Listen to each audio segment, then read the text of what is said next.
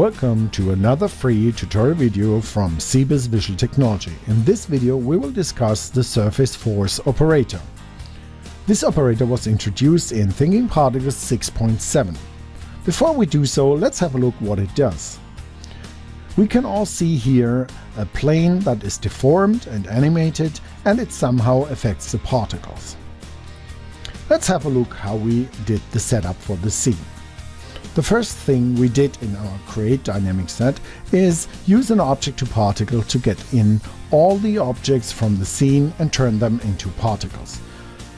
We assigned them rigid body dynamic properties, and the next dynamic set we created here in this scene is the force.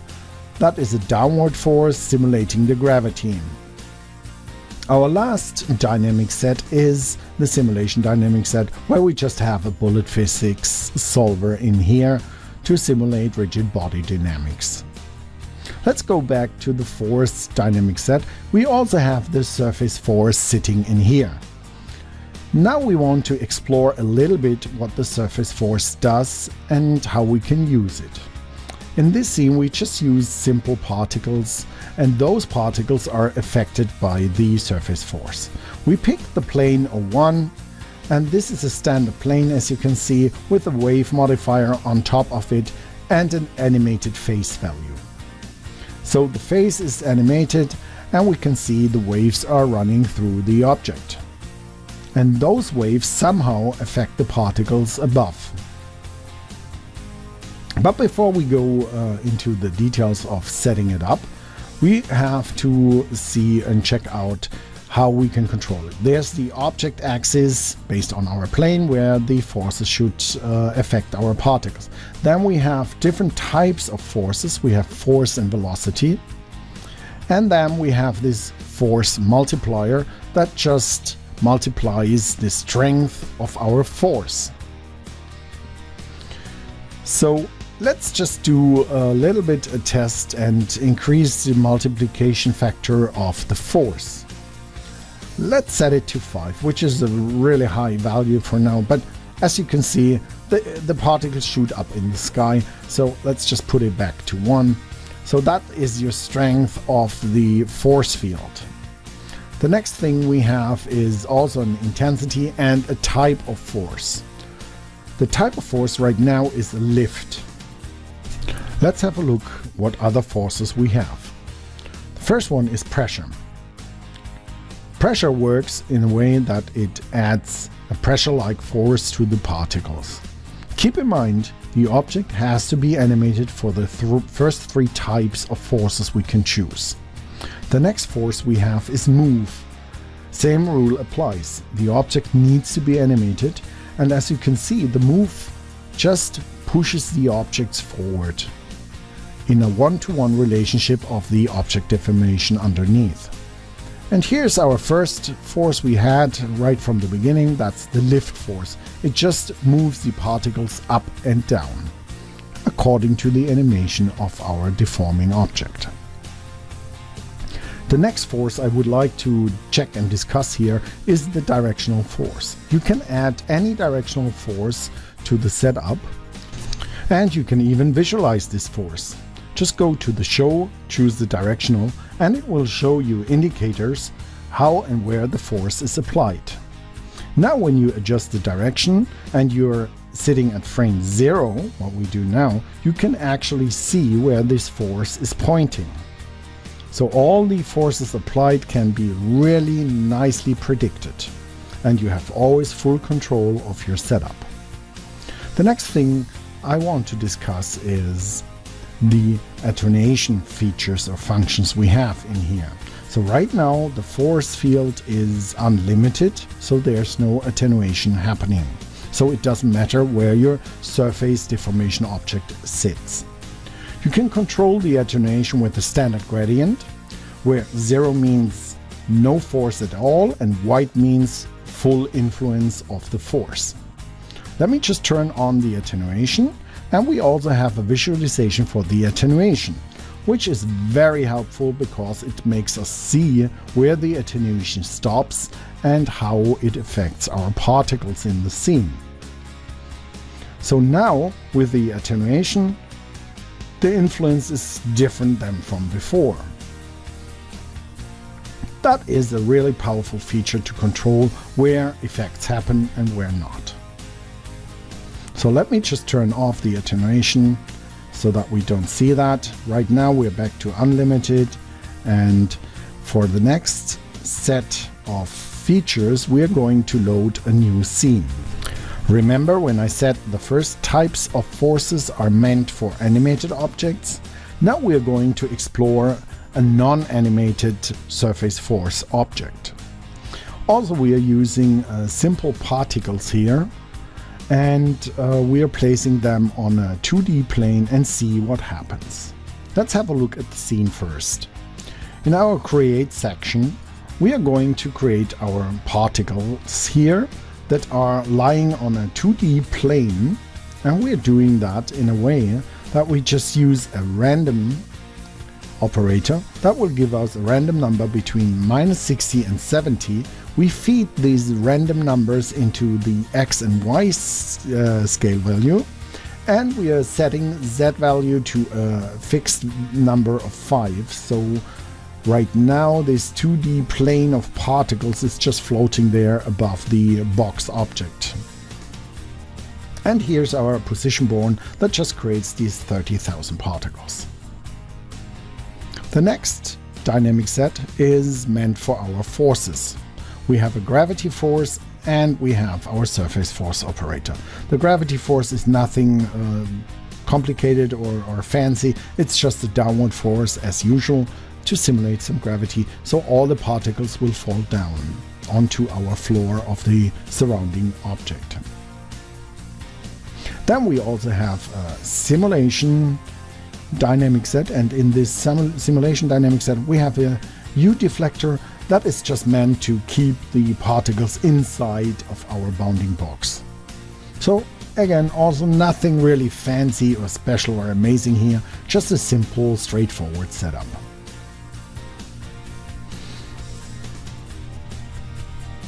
Let me just play back now the animation, and as you can see here, some things are going on. So we can see that the particles arrange in a very strange pattern here, like it is magic.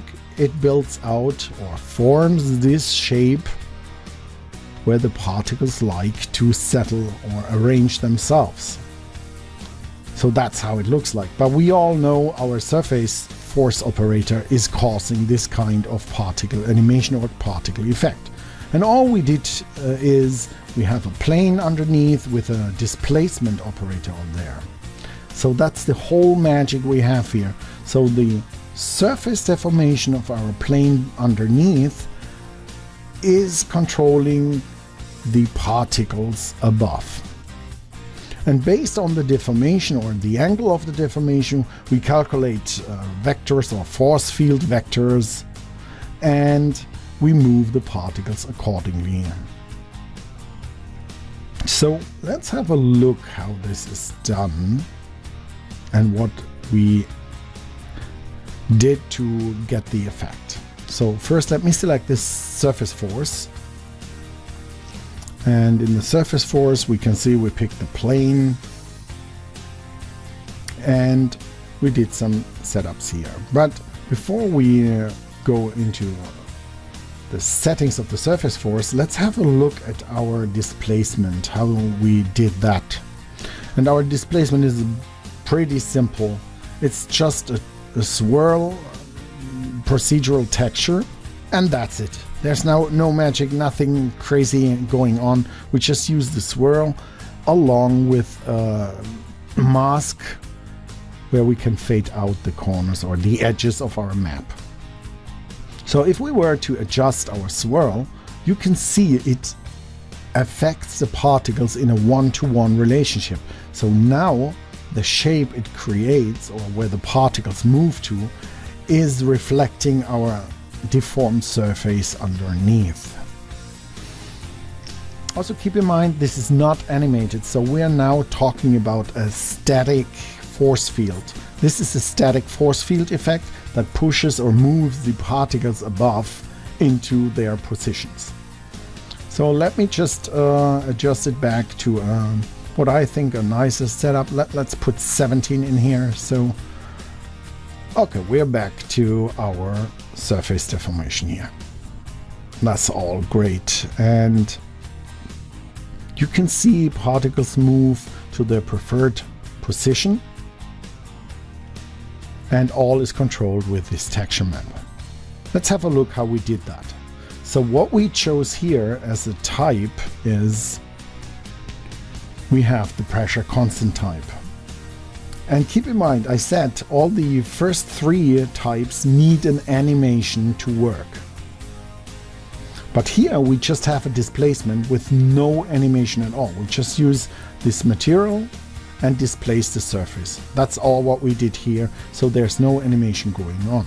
So for that case, we have to make sure that when we choose the type of force, that we are going to use the pressure constant. Also, we have used the force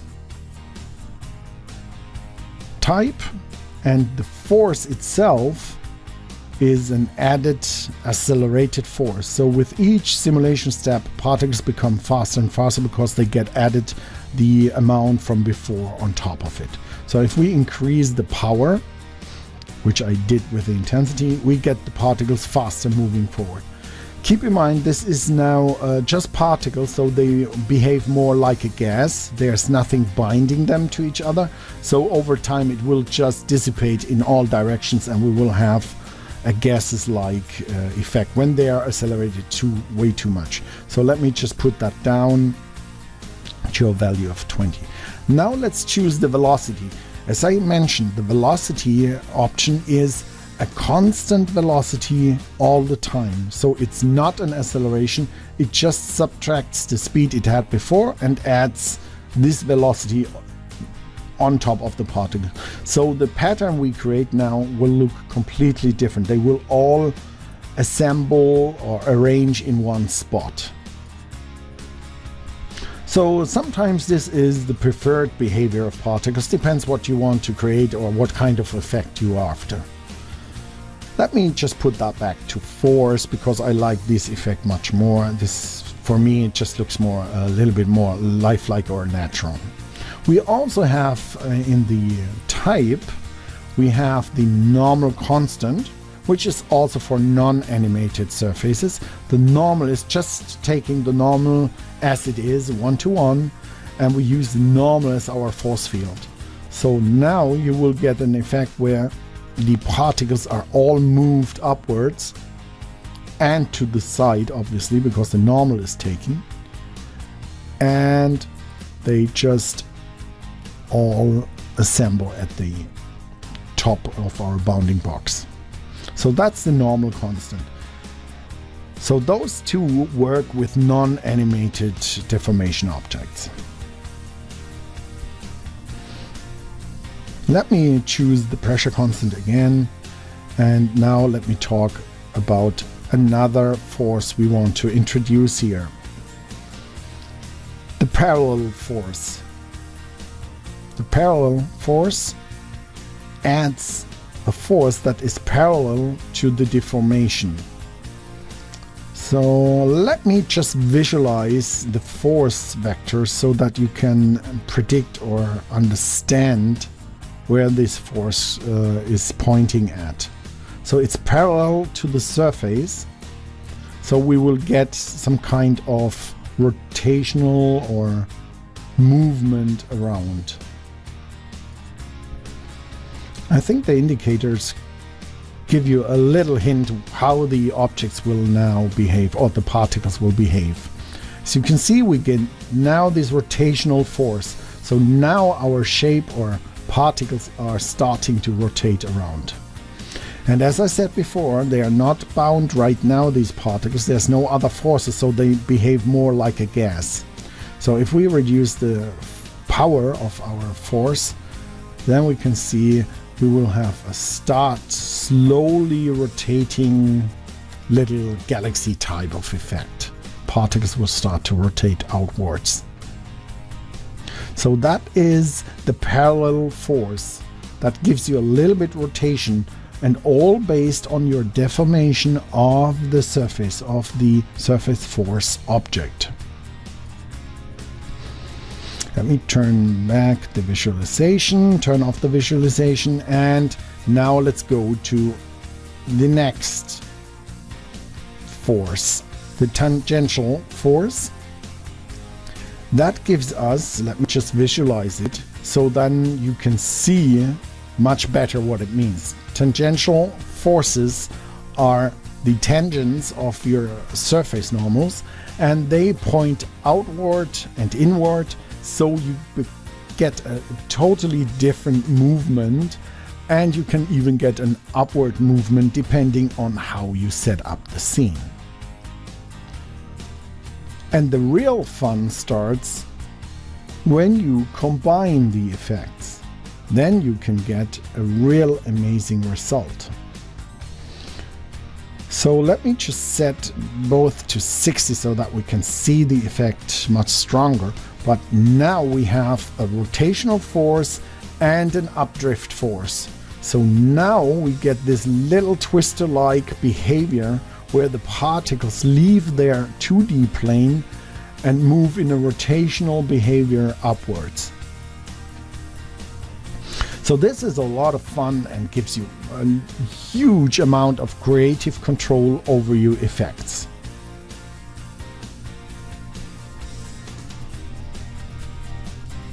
Let's just play this back again with some reduced amounts of intensities, and then we get this nice rotating twister-like animation of our 2D particle plane. So if we were now even more brave or bold to create our visual effects, we can add some fluid simulation into the mix. So let me just turn on our fluid simulation. So that's already set up, and now the particles have some binding forces because a fluid has various forces inside of the fluid, like attraction of the particles, and we can see the surface tension of the fluid is keeping our shape or form together. And it creates all kind of amazing looking fluid-like effects, all based on a simple 2D bitmap or texture we added on our surface force deformation object. So, talking about textures, just to prove my point, we can adjust this texture as I showed before, or we can just choose a different texture if we wanted to. Let me just adjust it a little bit, move the swirl much further out, and this will give us a more defined shape where fluid particles can build up in bigger areas, and we can see this wall of fluid, this wall of water rising up from a 2D plane. So you can see already that's a real powerful, amazing feature. Let me turn on the surfacer now. We're using our latest OpenBDB surfacer, and you can see we have the surfacing here where we get nice fluid drops and nice fluid behavior where particles melt and merge together. And this is a really powerful feature that allows you to create all kinds of visual effects. And keep in mind, all this just created with a simple texture map. So how about we change this swirl map into something different? Let's choose maybe, let's take a classic, the checker. Let's take the checkerboard. So checkerboard, the same deal. We go up and we go into our gradient mask. Here we can control the sharpness to the outward, and let's just adjust it in a way that it's a sharp corner. And that's what we want. And now let's adjust the tiling of our map. Oops, that was too much. 74, let's go to 44. So we have this nice tiling happening here. Yeah, that should be better, much better. So this checkerboard will give us also a very interesting and cool effect, because it's now very localized and very narrow changes in our surface topology. You can see we get these little whirling whirlwinds, these little twisters, and all just by changing a 2D texture map. The particles rise up, and you can see how beautifully it creates these nice shapes. Keep in mind, this rising up of the 2D or from the 2D plane is caused by the parallel and tangential forces, and this makes the particles rise up and whirl around.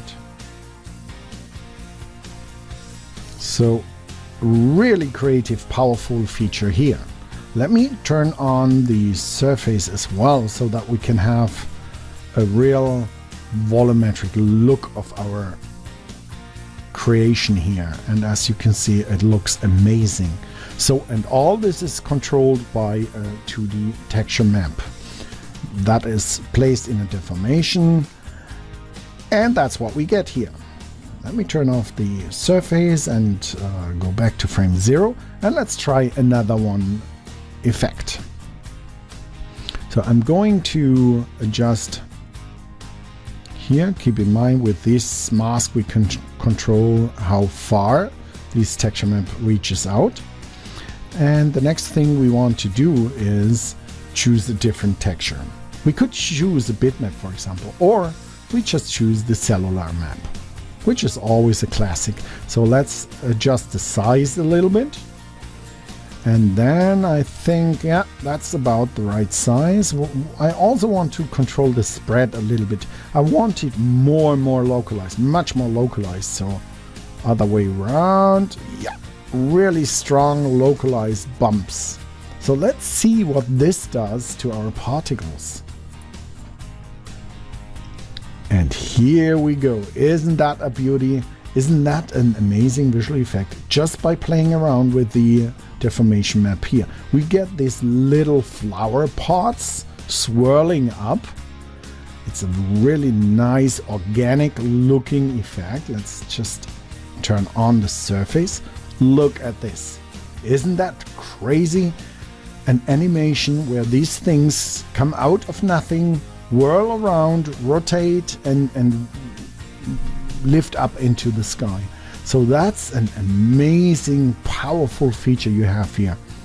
And I'm pretty sure you have even crazier things you can do with this kind of power. So this concludes our tutorial video. Keep in mind, this is one of many free tutorial videos from Cebas Visual Technology. I hope you enjoyed this video. I hope you're going now and trying out our new SurfaceForce Operator and create all crazy visual effects. Let us know if you find it useful.